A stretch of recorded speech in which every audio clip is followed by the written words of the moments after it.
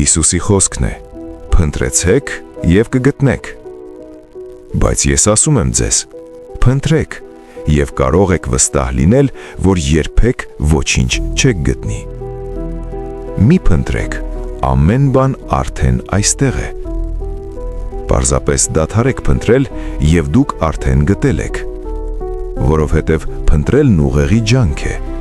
իսկ չփնտրելը հանգստի վիճակ։ Եվ երջանկությունը հնարավոր է միայն հանգստության մեջ։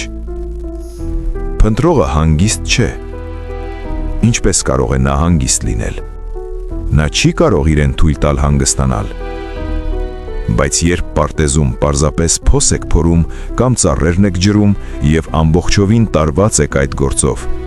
երբ ողջ աշխարհը մոռացված է և դուք չեք փնտրում, դուք արդեն գտել եք։ Ավելին,